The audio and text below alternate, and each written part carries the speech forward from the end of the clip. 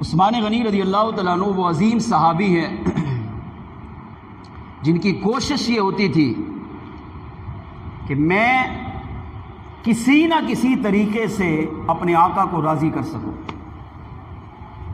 ساری زندگی یہ تمنا، یہ حسرت، یہ تڑپ دل میں ہوتی تھی کہ میرے آقا کسی خواہش کا اظہار کریں، کوئی تمنا بیان کریں، یا پتہ چل جائے کہ حضور کی خواہش اس کام میں یہ ہے. تو عثمان غنی رضی اللہ تعالیٰ عنہ تمام صحابہ میں سب سے بڑھ کر اپنے آقا علیہ الصلوۃ والسلام کی اس خواہش کو پورا فرماتے تھے، اور پورا کر کے اپنے آپ پر ناز کرتے تھے، شکر ادا کرتے تھے. اللہ تیرا شکر ہے تو نے مجھے اپنے نبی کی خواہش کو پورا کرنے کی توفیق عطا فرمائی ہے. اس پر ایک روایت سنی ہے. مدینہ منورہ میں صحابہ کرام علیہ رضوان جب پہنچے، سرکار وہاں تشریف لے گئے، مسجد نبوی کی تعمیرات شروع ہوئی. تو ایک صحابی 5 وقت کی نماز مسجد میں بجماعت پڑھتے. ان کی کوشش یہ ہوتی کہ وہ جماعت سے نماز پڑھتے اور نماز پڑھنے کے بعد وہیں مسجد میں بیٹھے رہتے. جب تک سرکار مسجد میں بیٹھتے وہ بھی بیٹھتے.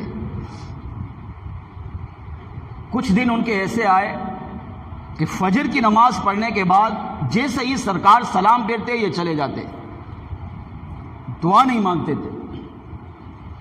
میرے آقا صلی اللہ تعالیٰ علیہ وآلہ وسلم نے کچھ دن دیکھا کہ یہ فلاں صحابی فجر پڑھنے کے فوراً بعد چلے جاتے ہیں. ایک دن آئے، دوسری نماز میں آئے تو سرکار نے انہیں روکا اور بٹھایا، ارشاد فرمایا کہ کچھ دنوں سے میں دیکھ رہا ہوں تم فجر کی نماز پڑھتے ہی فوراً چلے جاتے ہو، کیا وجہ؟ دعا کیوں نہیں مانگتے؟ جبکہ پہلے تمہاری عادت یہ تھی کہ دعا بھی مانگتے تھے، بیٹھتے بھی تھے، ذکر و اذکار بھی کرتے تھے، قرآن کی تلاوت بھی کرتے تھے. اس صحابی نے آقا علیہ الصلوۃ والسلام کی بارگاہ میں عرض کی، یا رسول اللہ صلی اللہ تعالیٰ علیہ وسلم، میرے گھر کے برابر میں ایک منافق کا گھر ہے، جو بظاہر تو مسلمان تھا مگر اندر سے پلید تھا، ناپاک تھا، بدبخت تھا.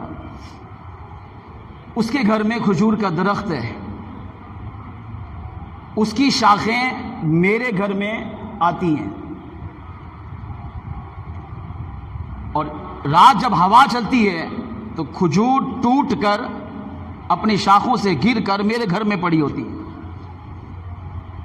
تو اب فجر کی نماز کے فوراً بعد میں اس لیے جاتا ہوں کہ جا کر سب سے پہلے وہ کھجوریں چنتا ہوں، ان کو ٹوکری میں جمع کرتا ہوں، اور پھر اسی منافق یا دوسری روایت میں یہودی کا گھر تھا، اسی یہودی کے گھر میں جا کر دروازے پہ دستک دے کر وہی کھجوروں کی ٹوکری اسے واپس کرتا ہوں. اس میں ہمارے لیے بہت درس ہے. آج لوگ کہتے ہیں کہ ہمیں نماز میں مزہ نہیں آ رہا، قرآن میں مزہ نہیں آ رہا، عبادت میں دل نہیں لگ رہا، نماز پڑھنے کا دل ہی نہیں کرتا، بس دل کرتا ہے کہ بس گناہ کرتے جاؤں، مسجد میں آنے کا دل نہیں کرتا. تو علماء نے لکھا اپنی خوراک پر غور کر. اگر تیری خوراک حلال مال کی ہوگی، جب حلال مال کھائے گا اور تیرے پیٹ میں جائے گا تو یہ حلال مال تجھے اندر سے منور کرے گا، اور جب تیرا دل منور ہوگا، تیرا سینہ اندر سے روشن ہوگا، تو پھر تیرا عبادت کی طرف دل بھی لگے گا، اور تیرا دل چاہے گا کہ میں مسجد میں جا کر اللہ کی عبادت کرتا رہوں. اور اگر تو حرام مال کما رہا ہے، حرام روزی کھا رہا ہے، حرام کے لقمے کھا کر بیوی بچوں کو کھلا رہا ہے، تو حرام مال کے کھانے سے تیرا دل سیاہ ہوگا، اندر تاریکی ہوگی، اور جب تو اندر سے گندا ہو جائے گا تو پھر تیرا دل دین سے دور ہو جائے گا. پھر تجھے نماز، روزہ، قرآن کی تلاوت، صدقہ خیرات، مساجد، نیک اعمال میں تیرا دل نہیں لگے گا، بلکہ تو مسجد میں جائے گا تو تیرا دل باہر رہے گا، تیری توجہ باہر رہے گی، تیرا ذہن باہر رہے گا، اور تیرا دل یہ چاہے گا بس جلدی جلدی نماز ختم ہو اور میں یہاں سے چلا جاؤں. کئی ہم میں ایسے ہیں، اپنے اوپر غور کرے جن کی یہ کیفیت ہے. اگر ہے تو وہ اپنے مال پر غور کر کے دیکھیں. اب یہاں صحابی رسول نے کتنی پیاری بات کی. عرض کیا، یا رسول اللہ صلی اللہ علیہ وسلم، میں اس لیے جلدی جاتا ہوں کہ اس منافق یا یہودی کے گھر کی کھجوروں کی شاخیں میرے گھر میں پڑی. اب ہوا چلتی ہے تو کھجوریں گرتی ہیں. اب میں اگر تاخیر سے گیا تو ڈرتا ہوں کہ ایسا نہ ہو کہ میرے بچے اٹھ کر وہ کھجوریں کھا لیں. اور ان کھجوروں کا کھانا ہمارے لیے جائز نہیں ہے. اگر ایک کھجور بھی کھائیں گے تو یہ حرام کا لقمہ چلا جائے گا. اور اگر میرے بچوں نے بے خیالی میں بے توجہی میں ایک کھجور بھی کھا لی تو قیامت کے دن میں اللہ کی بارگاہ میں کیا جواب دوں گا؟ اپنے گھر والوں کو حرام مال سے بچانے کا کیسا ذہن تھا، جبکہ مسلمانوں کی ایک بہت بڑی تعداد ہے جن کو پتہ ہے میرا کاروبار حرام کا ہے، پھر بھی وہ اس کو کر رہا ہے، خود بھی کھا رہا ہے، بیوی بچوں کو بھی کھلا رہا ہے. جبکہ صحابہ اپنے آپ کو تو حرام مال سے بچاتے تھے، گھر والوں کو بھی بچاتے تھے. اور کتنا خوف خدا والا جملہ بیان کر کے قیامت تک آنے والی حضور کی امت کو درس دیا. آقا اگر دیر سے گیا اور میرے بیوی بچوں نے کسی نے اٹھا کر بے خیالی میں بے توجہ میں ایک کھجور بھی اٹھا کر کھا لی، قیامت کے دن میں اللہ کی بارگاہ میں کیا جواب دوں گا، کیا پیش کروں گا وہاں پر؟ اس لیے جلدی جاتا ہوں تاکہ ان کے اٹھنے سے پہلے، بیدار ہونے سے پہلے وہ کھجوریں جمع کر کے اس یہودی یا منافق کے گھر دروازے پہ دستک دے کے اسے لوٹا دیتا ہوں. وہ شفقت اٹھا رہے تھے، حرام مال سے بچنے کا ذہن تھا. میرے آقا صلی اللہ تعالیٰ علیہ وآلہ وسلم نے جب اس صحابی رسول کا یہ ایمان افروز جملہ سنا تو آقا علیہ الصلوۃ والسلام نے اس منافق کو یا دوسری روایت میں یہودی کو بلایا. شفیق دیکھیں آقا کتنے امتی، بس وفاداری تو کریں. میرے آقا علیہ السلام اسے خدا کی قسم نہیں چھوڑتے. امتی ایک قدم بڑھاتا ہے تو میرے آقا کی رحمت 10 قدم بڑھاتی ہے. کر کے تو دیکھیں امتی. اب دیکھیں کتنا پیارا ذہن تھا. سرکار نے اس منافق کو بلایا، اسے سارا واقعہ میرے آقا علیہ السلام نے بیان کیا. ارشاد فرمایا اس درخت کو بیچ. اس نے کہا اس کے عوض کیا ملے گا؟ آقا علیہ السلام نے ارشاد فرمایا اس کے عوض میں تجھے جنت عطا کروں گا. ہے یہودی، ہے منافق، مگر جنت کی بشارت دی. اب آپ کہیں گے یہودی منافق جنت میں کیسے جا سکتا ہے؟ آگے سنیے.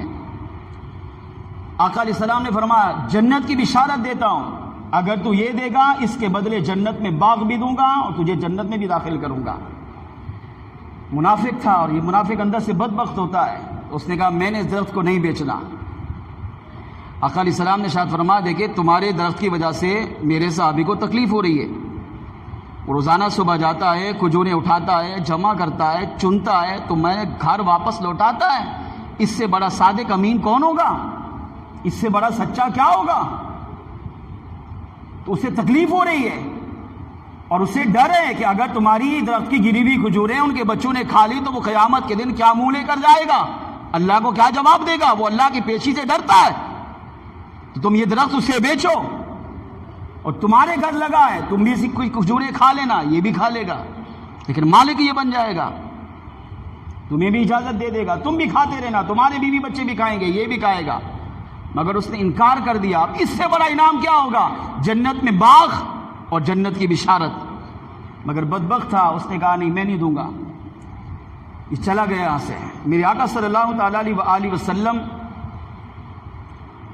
کو تکلیف ہوئی، دکھ ہوا کہ اس نے میری بات نہیں مانی. اب یہ خبر سیدنا عثمان غنی رضی اللہ تعالیٰ عنہ تک پہنچی.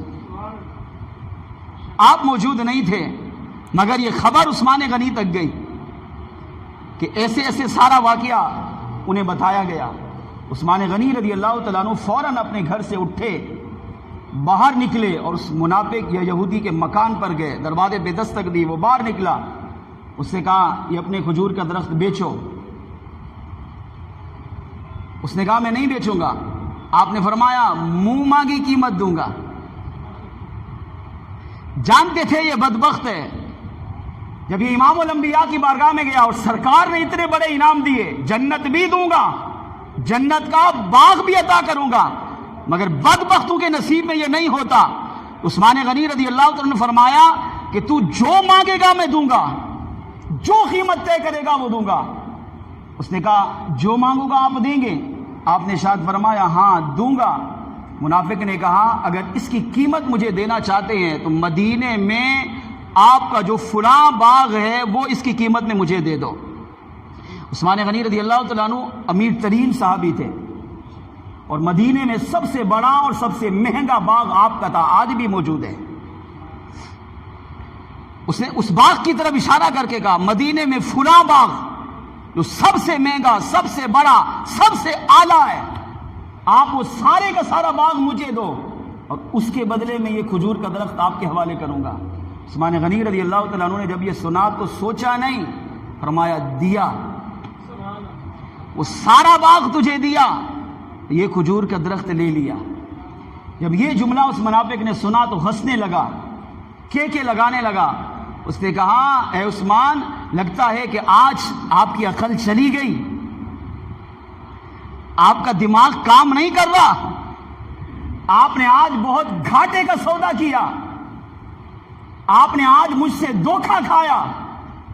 آپ نے فرمایا کیسے؟ کہا ایک کھجور کے درخت کے بدلے مدینے کا سب سے بڑا اور مہنگا اور سب سے اعلیٰ ترین باغ آپ نے مجھے دے دیا، اس سے بڑی عقل میں نہ آنے والی بات کون سی ہوگی، یا اس سے بڑا دھوکہ کھانا کیا ہوگا؟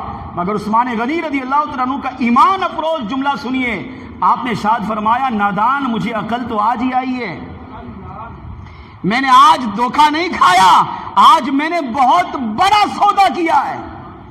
تیری نظر میں یہ چھوٹی بات ہے، تیری نظر میں یہ معمولی بات ہے، تیری نظر میں یہ دھوکہ کھانا ہے، مگر میری نظر میں یہ بہت بڑا سودا کیا ہے۔ بلکہ عثمان غنی نے زندگی میں سب سے بڑا سودا میں نے آج کیا۔ اس نے کہا، آپ نے فرمایا نادان، تو نے مجھ سے مدینے کا ایک باغ مانگا ہے، اگر تو عثمان سے میری ساری زندگی کی دولت مانگتا تب بھی عثمان غنی اپنی زندگی کی ساری دولت تجھے دے دیتا اور پھر اس درخت کو خرید کر حضور کے قدموں میں نچھاور کر دیتا۔ اس نے کہا عثمان یہ کیا کہہ رہا ہے؟ آپ نے فرمایا گھاٹے کا سودا میں نے نہیں، تو نے کیا ہے۔ اگر تو نے اس کھجور کے درخت کے بدلے باغ مانگا، نادان تیرے پاس موقع تھا، میں نے کہا تو جو مانگے گا دوں گا۔ اگر تو آج عثمان سے ساری زندگی کی مال تن من دھن دولت مانگتا، عثمان غنی وہ بھی حضور کے قدموں میں نچھاور کر دیتا۔ اس نے کہا یہ کیسی بات ہے؟ آپ نے ارشاد فرمایا تو جانتا نہیں، اس درخت کو خریدنے میں امام الانبیاء صلی اللہ تعالی علیہ وآلہ وسلم کی رضا شامل ہو چکی ہے۔ سرکار نے تجھے بلایا، سرکار نے تجھے جنت کی ضمانت دی، جنت میں باغ کا وعدہ کیا، مگر تو بدبخت تھا، تو منافق تھا، تجھے جنت میں جانے کی ضرورت نہیں تھی، تو نے امام الانبیاء کا سودا ٹھکرایا، میرے آقا علیہ السلام کو تکلیف پہنچی۔ اب عثمان نے یہ سودا اس لیے کیا تاکہ میرے ایک درخت کے بدلے میرے آقا علیہ السلام کی رضا مجھے نصیب ہو جائے۔ جنتی حضور کو جنتی بنانا یہ تو بہت بڑا انعام ہے، جنت میں باغات عطا کرنا، جنت کی نعمتیں دینا، یہ تو بہت بڑا انعام ہے۔ عثمان کی تمنا یہ ہے عثمان کو ایسا عمل کر جائے جس عمل کی وجہ سے اس کے آقا ہمیشہ کے لیے اپنے عثمان سے راضی ہو جائے۔ اب جب یہ خبر میرے آقا علیہ الصلوۃ والسلام پر تک پہنچی، امتی وفا کرے حضور چھوڑ دے، ایسا نہیں ہو سکتا۔ جب سرکار علیہ السلام کی بارگاہ میں یہ خبر پہنچی، میرے آقا علیہ السلام مسکرائے، خوش ہوئے، عثمان سے راضی بھی ہوئے اور اپنے صحابہ سے اعلان کرتے ہوئے فرمایا، صحابہ دنیا میں جس نے چلتے پھرتے جنتی کو دیکھنا ہو میرے عثمان غنی کو دیکھ لو۔ اللہ نے دنیا میں ہی اسے جنتی بنا دیا ہے۔ اس سے پتہ چلا صحابہ کرام علیہ مرضوان کی تمنا، صحابہ کی طلب، صحابہ کی عادت، صحابہ کی کوشش، خواہش یہ ہوتی تھی ہم کوئی ایک ایسا عمل کر جائیں جس سے میرے آقا ہمیشہ کے لیے راضی ہو جائے، کیونکہ وہ جانتے تھے کہ اگر حضور راضی ہو گئے تو رب بھی راضی ہو جائے گا۔